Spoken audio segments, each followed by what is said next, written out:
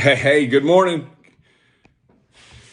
So today, well, first of all, thanks for jumping back in. As we started the week about gratitude, right? Being grateful for the growth and work that we've done that's allowed us to get where we are, and teed up a conversation just about being happy and excited to go to work, or feeling a little crazy about it, hating going into work, and it's sparked some conversations about work and kind of what what causes the unhappiness at work, right? And so I teed those buckets up in being broke, being bored, and being bypassed because, well, frankly, there are three words that started with B, right? And it's a way to time together a lot around those feelings, those emotions that come with just feeling crazy about a job that we're not in love with, right? And there's also, probably an argument, the fact that, hey, maybe we're not meant to love work. And I am just not sure that that's true. I don't subscribe to that argument. So just trying to maybe unpack a few things around the thinking and around the behaviors that kind of put us in that place. And so if we start to think about, like being bored at work, it just feels like crap, right? I mean, to go into a place, just frankly, we're uninspired, right? And uninspired doesn't start with a B. But we're just uninspired to show up and do anything really significant, which then keeps us broke, right? Because companies are there to provide a service, provide a product at the end of the day, and to do that efficiently and effectively. And they hire people to do that, right? And to pull those tasks off. And really, our compensation will correlate always with the value that we bring and provide to the organization, the levels of problems that we're solving. And so, we think about being bored, what it feels like. We're dragging ourselves in the morning, we're kind of falling out in the afternoon. And it's just a wash, rinse, and repeat cycle of head down, kind of just doing the thing, the task that we're hired to do. And that's fine. We were probably even excited about that in the beginning. We were able to in the beginning when we interviewed, if you can remember interviewing for that job, and that's what I meant in the beginning of the week about just recognizing the growth that's taken place to get us here, right? Is that there was a time when you sat in front of a person or a panel of people, and you interviewed for that job, and you had this vision of like what it's going to be able to do and what it's going to be able to provide. And more importantly, this is the thing that I think we miss a lot of times, is really succinctly being able to say, hey, this is who I think I'll be while I'm doing this job, right? I have this vision of who I'm actually going to be able to become when I'm successful in this role. And things happen, right? Life happens, company, just things happen, right? We all know that saying. And so we find ourselves where, frequently of like, I'm bored and I'm not quite sure what to do. And, there's a tail to that too, when we stay in that cycle, right? That wash, rinse, repeat cycle of boredom and kind of uninspired, unfulfilled. We take that energy with us everywhere. It's in our relationships, both in our friend groups and our circles, and at home. And that it's just a really crappy energy, right? That uninspired, unfulfilled energy. We feel beat up. We're looking, during the day, we're taking note of all the things that we hate, and then we carry that with us in like our satchel, our backpack of crap, right? And frustration, right? And we carry that around with us, and it impacts our relationships, and then we feel guilty about the fact that it impacts our relationships, and then we start self-medicating, whether it's alcohol, drugs, porn, gambling, all of the things, right? Those are generally symptoms, right? They are self-medicating approaches to the way that we feel about, not to get into a ton of that, but that generally speaking, that's just not hereditary, right? It is more a pattern, right? That this is how we treat things when we feel this way, and that's what causes those things, and it's undealt with and unresolved. And so there we go, right? And so we find ourselves there again, and just not being motivated, that's the way it feels. But really, when you think about motivation, right, like motivating is motion, right? It's momentum. And you think about like the basics of physics of,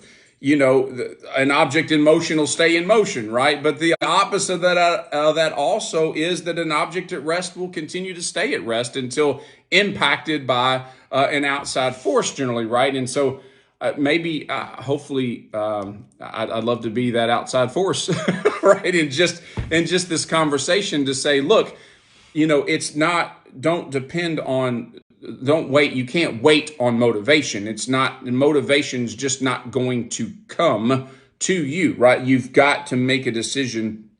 We have to make a decision to get into motion. You think, well, what does that look like? I just don't know where to start. Well, it's, a little bit of initiative goes a long way, right? It doesn't take much, but a little bit of initiative goes a long way. When you're in an organization, and for the people in the back, right? Like for the people in the back that maybe didn't hear it Monday, it is not, and I've got, we do a lot with companies, especially small companies, like, if you're a trade business, a special, somebody who is specialized, like, you're my people, I love you, right? Like it is,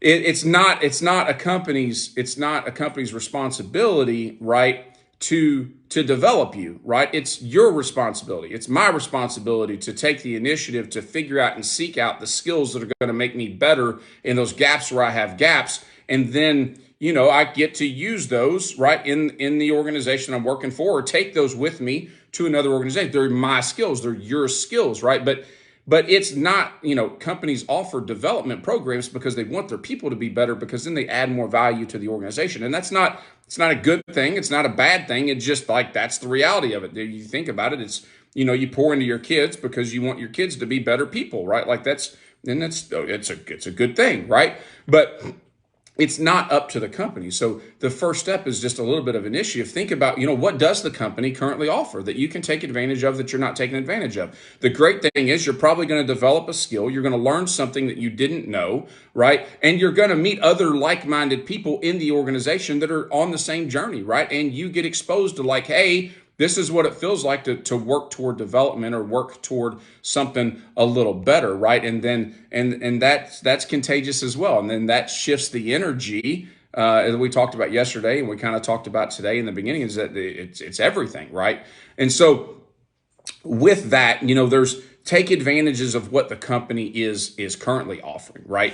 But again, it's not their responsibility. So if you're at some place, again, I think about my people, right, that are specialists in one area or another, or whether it be a trade, or whatever it is, a vocation, that maybe they're not where they are offering something, but you're there and you're thinking, man, I don't want to be stuck. I've been here X number of years. I'm bored. I'm stuck. I'm burnt out. Well, what are the skills when you look at, hey, what do you want to learn? What do you need to learn in order to add more value to the organization, such that, then you feel a little more fulfilled. You're a little more, you got a little more influence, and that's probably gonna come with a little more money, right? Because you're solving higher level problems. That's the way that generally works. That's the trade-off, right? Is that, identify those skills. So if you're, if the next role, if a gap is, I'm terrible at presenting. Well, guess what?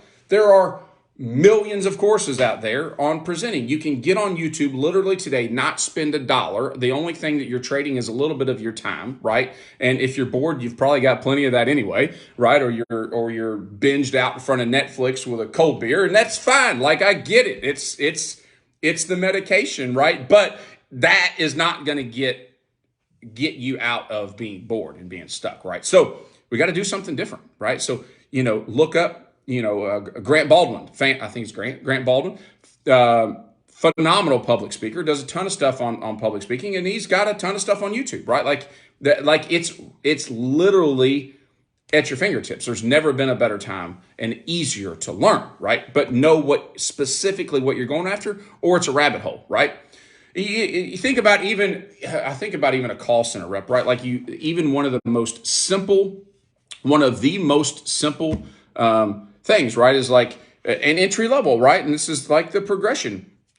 If you're in a call center and you're thinking about, hey, here's a problem that I see, right? Here's a problem that I see. Here's how we can serve our customers better. Here's how we can answer phones differently. Here's a system or a process that would help us track XYZ, right? Like the value money streams inside of an organization, your compensation level, right? Like if you're not where you need to be, you've got to get closer to where the income stream for the company is, right? So, and you think about how to add value to the organization, how to help the organization either bring in more money or save more money. Again, when we think about personal finance, you either make more or you spend less, right? Like that's how you level up that equation. And I'm terrible at math.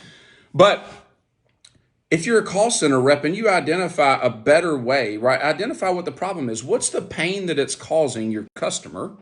What's the pain that it's causing the organization? Frame those problems out, right? Simply, you don't have to be a wizard. You don't have to have a doctorate degree, right? You don't have to have a master's degree to recognize a problem that's causing pain for a customer or for the organization.